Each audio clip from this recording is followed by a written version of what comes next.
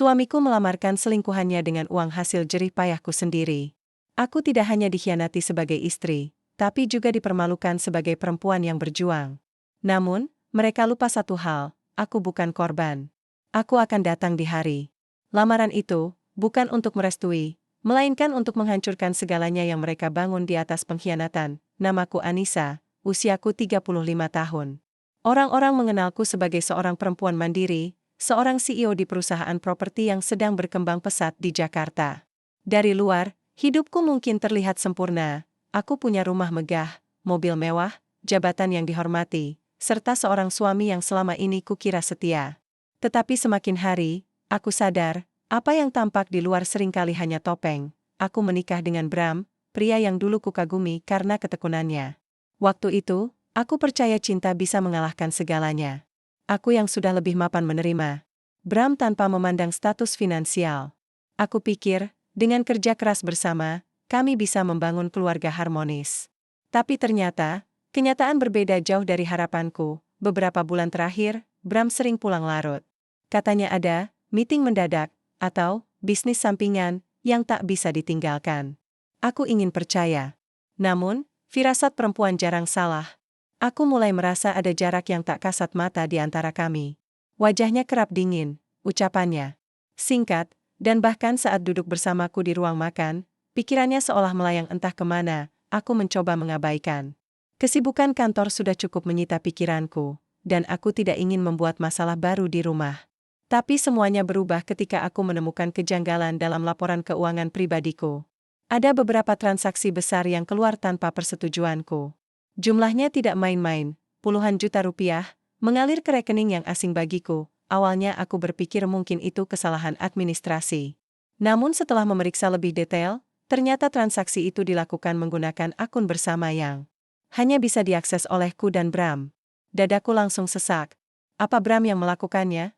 Untuk apa? Malam itu, saat Bram pulang hampir tengah malam, aku tidak langsung bertanya. Aku hanya memperhatikan raut wajahnya yang tampak lelah. Tapi bukan lelah karena bekerja. Ada kepuasan aneh di matanya, seolah ia baru saja memenangkan sesuatu.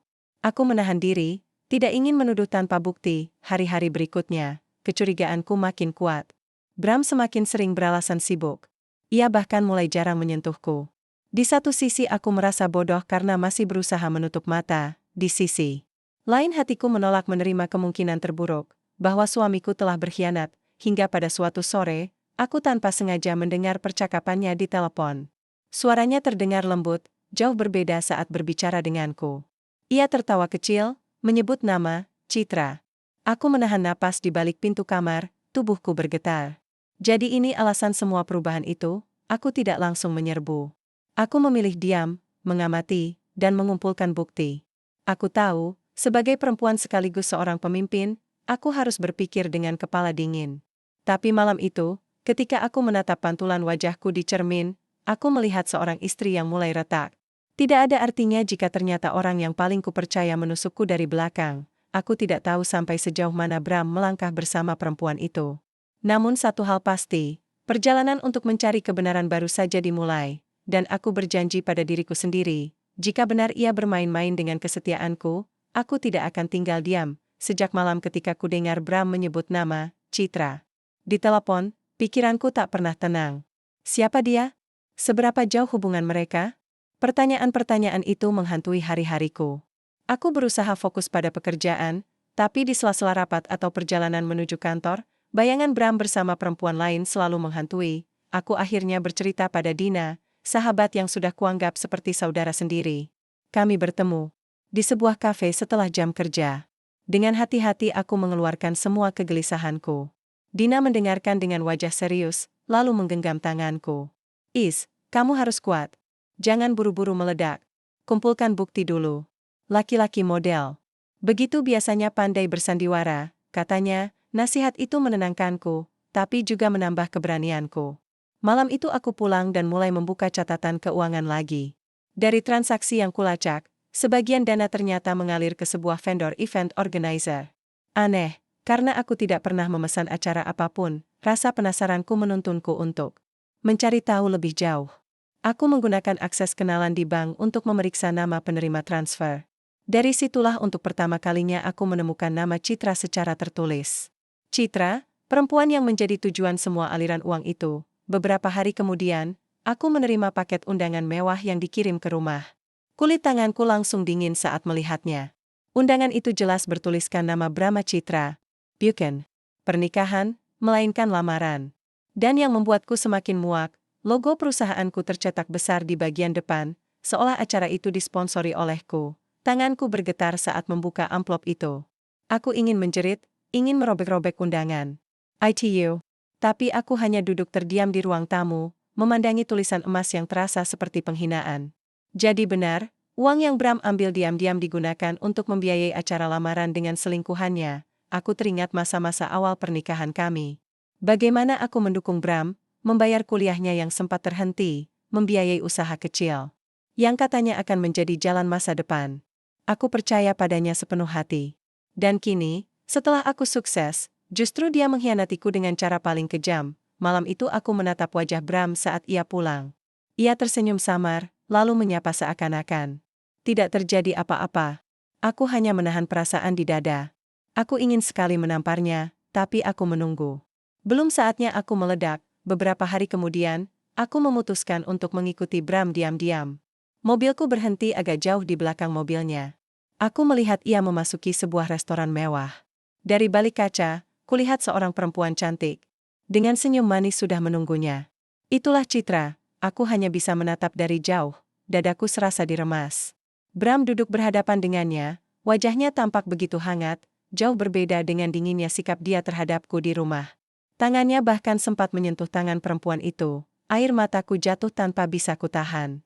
Tapi di balik rasa hancur itu, muncul bara kecil di dalam hatiku. Bara yang belum pernah kurasakan sebelumnya. Aku tahu, aku tidak bisa membiarkan pengkhianatan ini berjalan tanpa perlawanan. Sesampainya di rumah, aku menatap undangan lamaran itu lagi.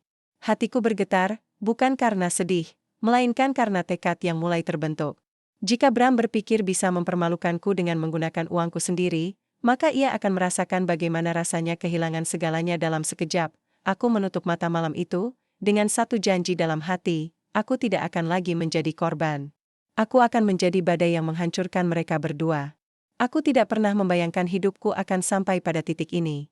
Di hadapan publik, aku adalah seorang perempuan sukses, CEO yang dihormati. Tapi di balik pintu rumahku sendiri, aku hanyalah istri yang dikhianati. Malam demi malam aku jelisa. Tubuhku berada di tempat tidur, tapi pikiranku terus berputar pada sosok Bram dan Citra. Setiap kali menatap undangan lamaran itu, hatiku kembali perih. Sakitnya bukan hanya karena pengkhianatan, tapi juga penghinaan. Bagaimana mungkin seorang suami berani menggunakan uang istrinya sendiri untuk melamar perempuan lain? Itu bukan hanya perselingkuhan, itu pelecehan terhadap harga diriku. Aku mulai menyusun kepingan rencana. Aku sadar, jika aku hanya meledak dengan emosi, aku akan terlihat sebagai istri yang putus asa. Bram akan tetap bisa memutarbalikkan keadaan. Dan orang-orang bisa saja menyalahkanku. Tidak. Aku harus menghadapinya dengan kepala tegak. Sebagai Anissa yang kuat, aku kembali menelusuri laporan keuangan. Dari sana, aku menemukan jejak-jejak transaksi yang lebih rumit dari yang kukira. Rupanya, Bram tidak hanya mencuri uangku. Ia juga membuat perusahaan boneka atas nama Citra. Dari sana, mereka mengalirkan dana dari proyek besar yang seharusnya menjadi keuntungan perusahaanku. Tanganku mengepal. Jadi selama ini, bukan hanya hatiku yang mereka rusak, tapi juga kerja kerasku bertahun-tahun. Aku teringat ayah dan ibu, bagaimana mereka dulu berjuang membesarkanku dengan penuh pengorbanan. Semua keringatku seakan dipermainkan oleh orang yang seharusnya menjadi pelindungku. Aku sempat goyah. Ada malam ketika aku menangis sejadi-jadinya, tubuhku gemetar hingga sulit bernapas. Aku mencintai Bram. Atau mungkin dulu, sisa rasa itu masih menahanku untuk tidak langsung menghancurkan semuanya. Tapi setiap kali aku ingat senyum hangat yang ia berikan pada Citra di restoran itu, api dalam dadaku kembali menyala. Kamu harus bertahan. Jangan kasih kendor. Suara Dina di kepalaku terus menguatkan. Ia yang paling tahu betapa rapuhnya aku saat ini. Kalau kamu diam, mereka akan terus injak-injak kamu. Perlahan, aku mulai membangun benteng. Aku menghubungi pengacara pribadiku, pura-pura sedang konsultasi untuk urusan bisnis. Aku minta ia memeriksa beberapa dokumen transaksi. Dari raut wajahnya yang kaget, Aku tahu semua yang kulihat bukan sekadar kecurigaan. Ada penipuan, ada manipulasi yang disengaja. Di ruang kerjaku malam itu, aku menatap jendela besar yang memperlihatkan gemerlap lampu Jakarta. Dari sana aku sadar, kota ini penuh orang pintar yang bisa mengubah sesuatu menjadi senjata. Dan kali ini, aku yang akan memegang senjata itu. Aku tidak ingin sekadar membalas dendam. Aku ingin Bram merasakan hancurnya harga diri, persis seperti yang kurasakan. Aku ingin ia kehilangan semua kenyamanan yang selama ini ia nikmati dari keringatku. Dan aku ingin semua orang tahu, siapa sebenarnya Bram yang selama ini mengaku sebagai pengusaha sukses, padahal hanya menempel pada istrinya. Malam itu, untuk pertama kalinya aku tidur dengan senyum tipis di wajahku. Bukan karena aku bahagia, melainkan karena aku sudah punya tujuan jelas, melawan dengan caraku sendiri. Aku mungkin sudah hancur sebagai istri, tapi aku tidak akan hancur sebagai perempuan. Harga diriku jauh lebih berharga daripada seorang suami yang mengkhianati, dan dalam diam, aku berjanji, akara lamaran mereka tidak akan pernah menjadi awal kebahagiaan, melainkan awal kehancuran yang tidak akan pernah mereka lupakan. Sejak aku memutuskan untuk tidak lagi menjadi korban, setiap langkahku terasa berbeda. Aku tidak lagi bangun di pagi hari dengan hati yang remuk, melainkan dengan kepala penuh strategi. Jika Bram mengira aku akan diam, maka ia tidak mengenalku sama sekali. Aku memulai dengan langkah kecil tapi penting. Menarik semua asetku dari jangkauan Bram. Rekening bersama yang selama ini ia gunakan sebagai ATM pribadi, segera kututup aksesnya. Semua saldo ku transfer ke rekening pribadiku yang hanya aku ketahui. Aku juga menghubungi manajer keuangan perusahaan untuk meninjau ulang setiap transaksi yang mencurigakan. Aku membuatnya seolah hanya pengecekan rutin, padahal aku sedang menutup semua celah yang bisa dimanfaatkan Bram. Rasanya seperti sedang memainkan catur. Setiap bida harus dipikirkan dengan hati-hati, karena satu langkah ceroboh bisa membuatnya curiga. Aku tidak boleh menunjukkan bahwa aku sudah tahu segalanya. Jadi di rumah, aku masih bersikap seolah tak ada yang berubah. Menyapanya ketika ia pulang, bahkan masih menyiapkan makan malam meski perutku sering tak sanggup menelan apapun. Tapi di balik semua itu, aku bekerja dalam diam. Aku dan pengacara pribadiku mulai mengumpulkan bukti-bukti transaksi Bram dengan Citra. Aku ingin ketika aku menyerang, tidak ada jalan baginya untuk mengelak. Malam-malamku penuh dengan rencana. Aku duduk di ruang kerja dengan secangkir kopi yang tak tersentuh, menatap layar laptop yang berisi dokumen-dokumen manipulasi keuangan. Kadang aku merasa tubuhku lelah, mataku berat, tapi begitu aku teringat wajah Bram yang tertawa bersama Citra, semangatku kembali menyala. Selain mengamankan aset, aku juga menyiapkan langkah berikutnya, media. Aku tahu betul, di dunia ini reputasi bisa lebih mematikan daripada kehilangan uang. Jika skandal ini terekspos, Bram akan hancur bukan hanya sebagai suami, tapi juga sebagai laki-laki yang selama ini berpura-pura sukses.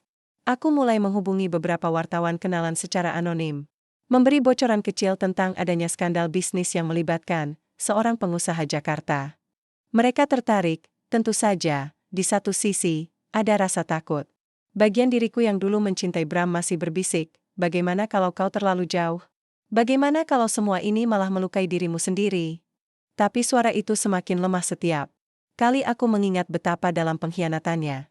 Ia tidak hanya mencuri uangku, ia juga mencoba mencuri harga diriku sebagai perempuan. Malam itu, aku berdiri di depan cermin. Aku melihat bayangan seorang perempuan yang berbeda. Mataku tidak lagi sekedar penuh kesedihan. Ada api di sana. Aku tidak lagi ingin menyembunyikan luka, aku ingin menjadikannya senjata. Aku tahu tanggal lamaran mereka semakin dekat. Undangan sudah tersebar luas, bahkan beberapa kolega bisnis pernah menyebutnya di hadapanku tanpa tahu siapa yang sebenarnya membiayai acara itu. Aku hanya tersenyum tipis setiap kali mendengarnya, menyimpan semuanya untuk saat yang tepat. Perang ini bukan lagi tentang mempertahankan cinta. Cinta itu sudah mati. Perang ini tentang mempertahankan diriku, harga diriku, dan semua yang telah kucapai dengan kerja keras. Dan aku berjanji, malam lamaran itu akan menjadi malam terakhir Bram bisa berdiri dengan kepala tegak. Setelah itu, ia akan mengenal arti kata kehancuran. Hari itu akhirnya tiba. Malam lamaran Bram dan Citra. Aku bisa merasakan detak jantungku semakin cepat sejak sore. Aku tahu langkahku malam ini tidak akan mudah. Tapi aku sudah menyiapkan semuanya, bukti transaksi, dokumen manipulasi, bahkan pengacara yang siap berdiri di sampingku. Aku berdiri di depan cermin kamar, mengenakan gaun hitam sederhana namun elegan. Bukan gaun pesta yang mencolok, tapi cukup untuk membuatku terlihat anggun. Ada sesuatu yang simbolis dalam warna hitam itu, seolah aku datang bukan sebagai istri yang tersakiti, melainkan sebagai pengubur mimpi mereka. Ruang ballroom hotel tempat acara berlangsung begitu mewah. Lampu kristal menggentang indah, bangga-bangga. Segar menghiasi meja, dan musik lembut mengiringi suasana. Tamu-tamu berdandan glamor, keluarga Citra tampak bersemangat menyambut acara besar ini. Bram berdiri di depan panggung, tersenyum percaya diri, seolah-olah dunia ada di genggamannya. Aku masuk tepat saat acara inti dimulai. Semua mata menoleh padaku. Beberapa orang mengenalku, bisik-bisik langsung terdengar. Aku melangkah perlahan. Setiap langkahku terasa mantap meski dadaku berdegup kencang. Ketika Bram hendak menyematkan cincin di jari Citra, aku mengangkat suara. Berhenti. Suasana seketika hening. Musik terhenti, mata semua orang tertuju padaku. Bram terkejut, wajahnya pucat. Anissa, apa yang kamu lakukan di sini? Suaranya bergetar. Aku tersenyum tipis. Seharusnya aku yang bertanya. Apa yang kamu lakukan di sini? Dengan menggunakan uangku untuk membiayai semua ini? Riuh rendah terdengar. Aku melangkah ke depan, menyerahkan map tebal berisi dokumen kepada pengacara yang berdiri di sampingku. Ia membuka dan menunjukkan bukti transaksi, rekening, dan kontrak perusahaan boneka yang digunakan Bram. Semua ini, aku menatap tajam ke arahnya, adalah hasil kerja keras bertahun-tahun yang kau rampas dariku. Kau gunakan untuk melamar perempuan ini. Aku menoleh sebentar ke arah Citra yang tampak panik. Bram mencoba menyangkal. Kamu salah paham. Namun sebelum ia menyelesaikan kalimatnya, Citra tiba-tiba angkat bicara. Suaranya nyaring, penuh emosi. Jangan bohong, Bram. Semua ide menggunakan uang Anissa ini darimu. Aku bahkan tidak pernah minta acara semewah ini. Kau yang memaksa. Kau yang bilang ini cara untuk menunjukkan status. Aku terdiam sejenak. Tak menyangka Citra akan membongkar semuanya begitu saja. Wajah Bram berubah semakin pucat, keringatnya menetes di dahi. Tamu-tamu mulai bergumam, kamera ponsel terangkat. Merekam adegan ini, aku menatap mereka berdua dengan dingin. Aku tidak peduli siapa yang memulai. Tapi satu hal yang pasti, malam ini, kalian tidak hanya mempermalukan aku, tapi juga diri kalian sendiri. Keluarga Citra terlihat panik, sebagian tamu mulai meninggalkan ruangan dengan wajah canggung. Suasana yang tadinya penuh tawa berubah jadi bisik-bisik tajam. Bram berusaha mendekat padaku, tapi aku mundur satu langkah. Jangan sentuh aku.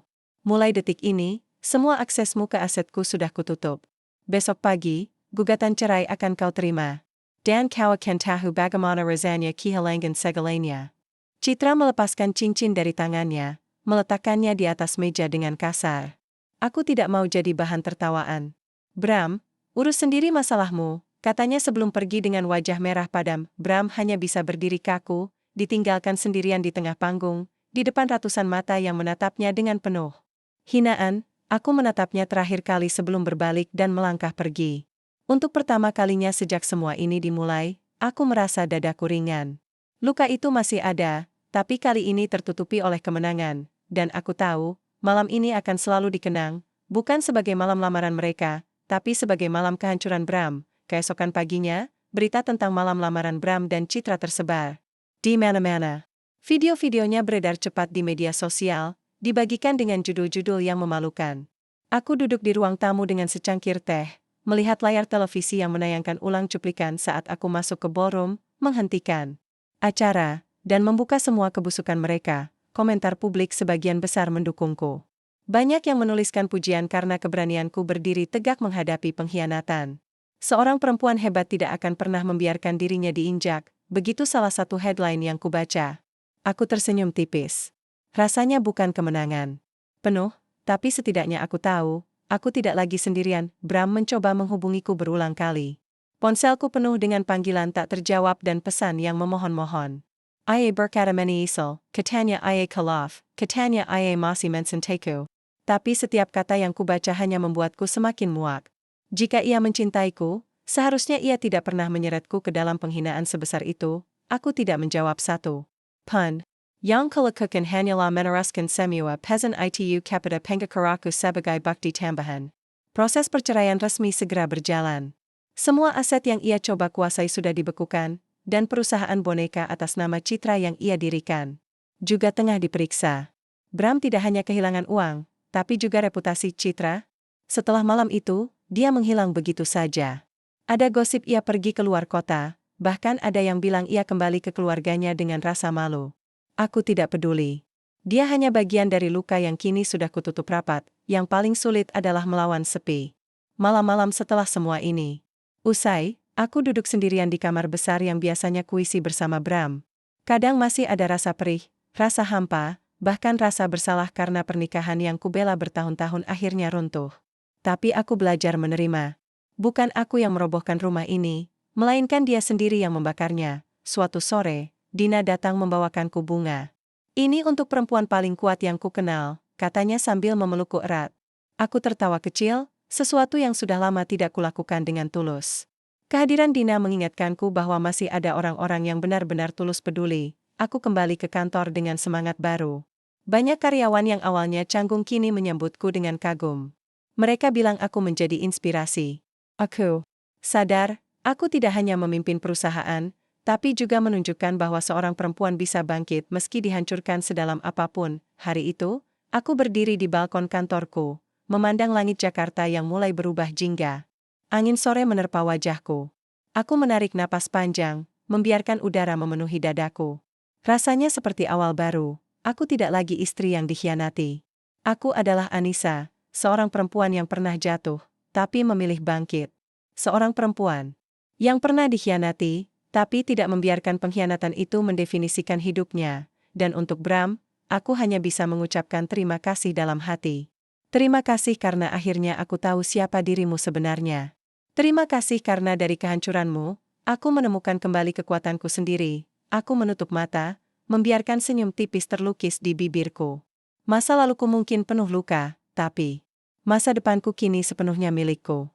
Dan aku siap melangkah ke sana, tanpa lagi menoleh ke belakang.